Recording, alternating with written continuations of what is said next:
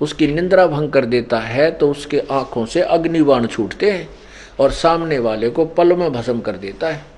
तो इसलिए भगवान आप उधर मत जाना, उस केव में, उस गुफा में मत जाना। अब नारद जी तन्नो बता के गए थे कि सावधान रहें। अब श्री कृष्ण जी को उस समय जब देखा कि ये इतना 18 करोड़ सेना और मथुरा पर चढ़ गई, तो श्री कृष्ण जी ने सोचा क्यों ना मुचकंद को से इस काल्यावन को मरवा दूं, सांप भी मर जा लाठी भी ना टूटे। तो श्री कृष्ण जी ने उसको जाकर के काल्यावन को ललकारा कि आ तो नीचे मैदान में। अब काल्यावन रथ से नीचे कूदा और श्री कृष्ण भाग दिए।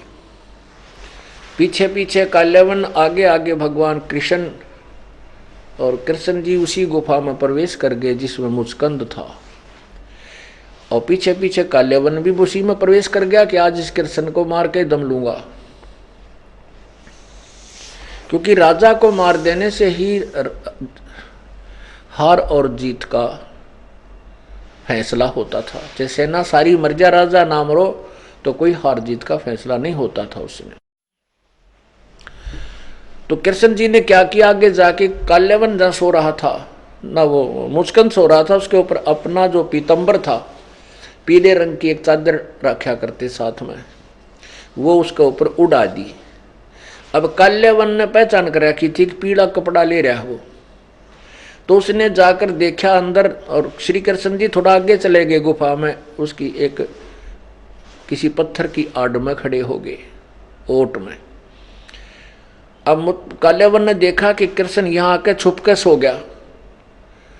उस मुचकंद को श्री कृष्ण जान कर टांग पकड़ के और घुमा दी। कहा खड़ा हो कायर तू, तुझे छोड़ो थोड़ाएगा, कहाँ छुप गया तू आके। अब जो ही उस टांग मरोड़ी, पैर को घुमाया तो उसको मुचकंद का दर्द हुआ, उसकी निंद्रा भंग होगी और क्रोध में उसने आंखों से अग्निबाण छूटे और काल्यावन मर गया। कहने का भाव ये है दास का कि यह भी बात न्याय संगत नहीं लगती कि श्री कृष्ण जी ने इसलिए युद्ध करवा दिया कि वो अर्जुन अक्षत्रिय धर्म का पालन नहीं कर रहा था, क्योंकि श्री कृष्ण ने खुद, श्री कृष्ण जी तो पहले ही रण छोड़ के भाग गए थे, इसलिए रण छोड़ भगवान कहा जाने लगा।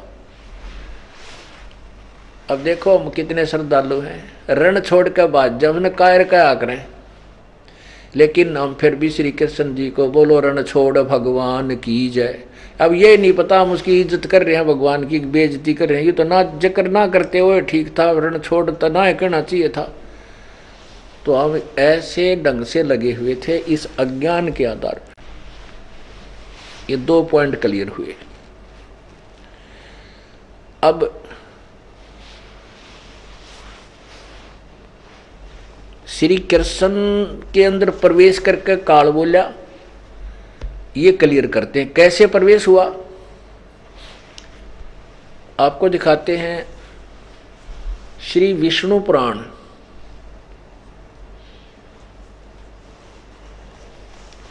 अब विष्णु पुराण के अंदर एक विशेष ध्यान रखना पड़ेगा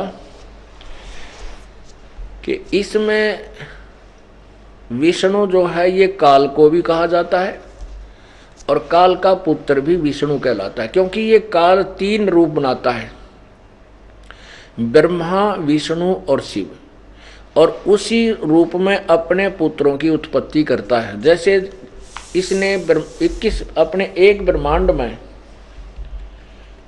और सब एक ब्रह्मांड में सर्वोपरि हिस्से पर एक 3 गुप्त स्थान बना रखे हैं। ये देखिएगा, ये एक ब्रह्मांड है,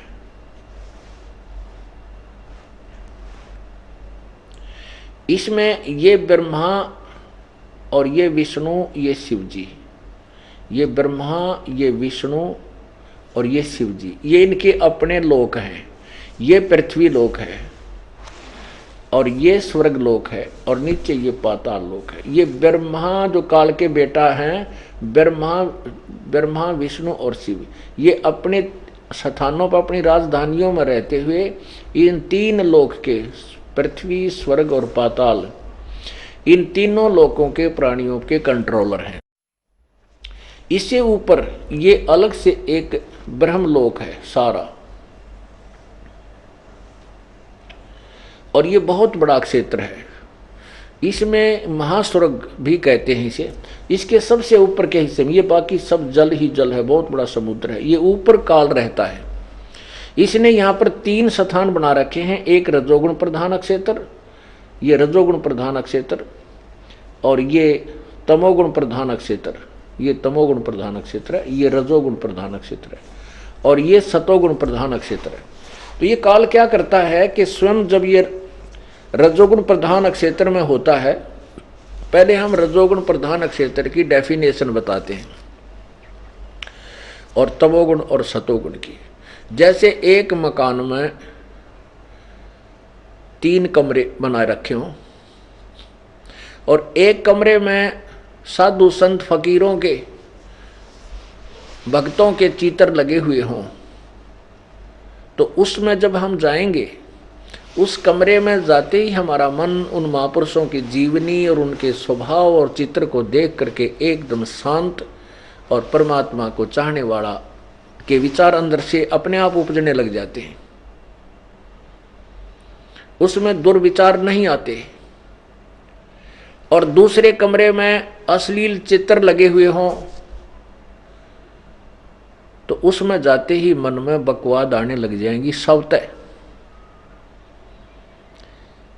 और तीसरे में देशभक्तों के शहीदों के चित्र लगा रखे हों तो उसको देख करके उनकी जीवनी और हिस्ट्री को पढ़ कर याद करके अपने आप उन जैसा हमारा भाव एकदम बदल जाता है। इसी प्रकार इस काल भगवान ने सूझबूझते अपने आहार के लिए, अपने जो खाने के लिए सारी व्यवस्था कर रखी है। इसने ऊपर 3 स्थान बना रखे हैं। जब रजोगुण प्रधान क्षेत्र में ये जाता है, अपनी पत्नी दुर्गा के साथ वहां रहता है। इन दोनों के सृष्टि कर्म से, पति पत्नी व्यवहार से जो पुत्र उत्पन्न होता है तो वो रजोगुण प्रधान बन जाता है। और वहां पर ये अपना ब्रह्मा रूप धारण करके रहता है और दुर्गा को सावित्री रूप बना करके रखता है। दूसरे सतोगुण प्रधान क्षेत्र में जब ये दोनों रहते हैं, दुर्गा और ये काल ब्रह्म सदाशिव, या वहां ये विष्णु रूप धारण कर लेता है। इन दोनों के योग से जो पुत्र उत्पन्न होता है वो ऑटोमेटिकली सतोगुण युक्त हो जाता है और विष्णु ही रूप अपने उसी जिस रूप में वो रहता है उसी का रूप, उसी से मिलती जुलती शक्ल का ये पुत्र उत्पन्न हो जाता है, वो विष्णु कहलाता है। और तीसरे जब ये तमोगुण प्रधान क्षेत्र में रहते हैं तो दोनों के संयोग से जो पुत्र उत्पन्न होता है वो तमोगुण युक्त हो जाता है और उस समय ये शिव रूप धारण करता है और दुर्गा को पार्वती रूप बना कर रखता है। तो ऐसे ही शिव जैसा ही जो का तो मिलता जुलता उसका पुत्र उत्पन्न हो जाता है।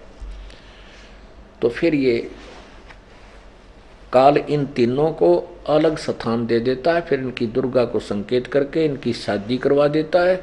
ये एक ब्रह्मांड में एक एक विभाग के मंत्री हैं, स्वामी हैं, प्रभु हैं, राम हैं, भगवान हैं। तो विष्णु, अब विष्णु पुराण को समझने के लिए ये समझिए कि जहां पर ये विष्णु रूप बोलता, जैसे देवता और राक्षसों का झगड़ा हो गया, देवता और गंधर्वों और का आपस में झगड़ा हो गया इनका,